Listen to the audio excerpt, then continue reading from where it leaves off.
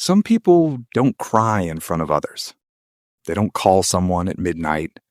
They don't post about it. They don't even explain what's wrong. Instead, they quietly pull back. They go silent. They disappear from conversations, gatherings, and sometimes even from people they love most. And when they do this, others assume they're being cold, distant, maybe even dramatic. But psychology shows that disappearing when hurting is not about rejection. It is usually about protection. Because some people learned, somewhere along the way, that showing pain out loud was not always safe. Here are 5 reasons people quietly disappear when they are hurting. 1.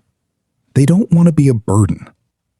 One of the deepest reasons people go silent when they're in pain is this. They convince themselves that their problems are too heavy for others to carry.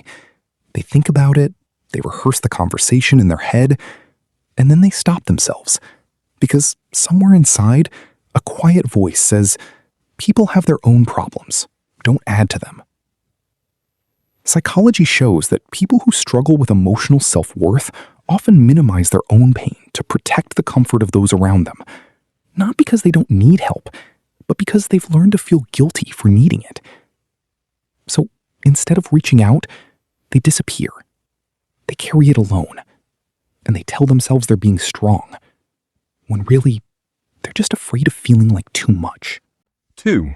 They've been let down before. Some people didn't always go quiet. They used to open up. They used to reach out when something hurt.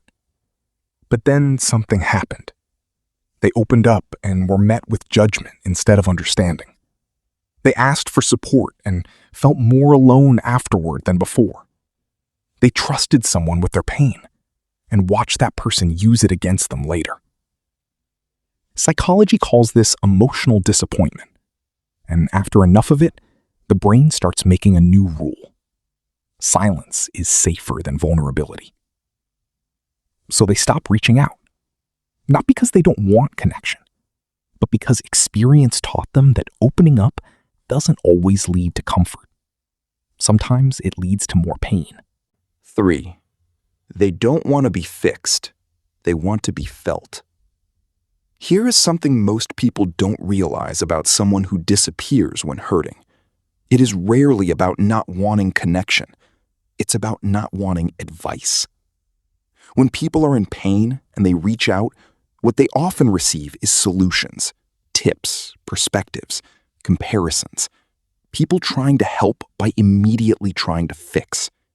And for someone already overwhelmed, that feels more exhausting than staying silent. Psychology shows that emotional validation, simply feeling understood, is what people in pain need most, not answers. So they disappear, not because they hate people, but because the kind of presence they need is rare, and they would rather sit with the pain alone than explain it to someone who responds by trying to remove it immediately. 4. Pulling back physically makes them more aware internally. This one is rarely talked about. When people who are hurting go quiet in their outer world, something different happens inside them. They become more observant, more sensitive to tone, behavior, energy. They start noticing things they would normally overlook. Who checked in? Who didn't? Who noticed the silence? Who filled it with assumptions?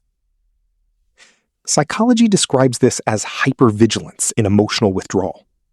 The person has stepped back from the world, but their mind is more active than ever. They are watching, processing, taking note. And sometimes, what they observe during that quiet period changes how they see certain people forever. Not because they became suspicious, but because pain has a way of making things that were blurry suddenly very clear. 5. They're waiting to see who notices. This one is quieter, but it's real. Some people disappear because somewhere deep down, they want to see who cares enough to look for them. Not out of manipulation, but out of a deep, unspoken need to know that they matter. that someone would notice the silence, that someone would reach out without being asked. Psychology shows that people who struggle to ask for help directly sometimes communicate their need through withdrawal. It becomes an unconscious test, a quiet signal, a way of saying, "I'm not okay," without having to say the words. And honestly, that's not weakness. That's what happens when someone has spent too long feeling invisible, when asking directly never seemed to work, when they stopped believing their pain was worth someone else's attention. The truth is, people who disappear when they are hurting are not trying to push others away. Most of the time, they are waiting, hoping, quietly wondering if this time someone will reach through the silence. And if someone in your life has gone quiet lately, it may not mean they are fine. It may mean they are hurting in a way they don't yet know how to say out loud.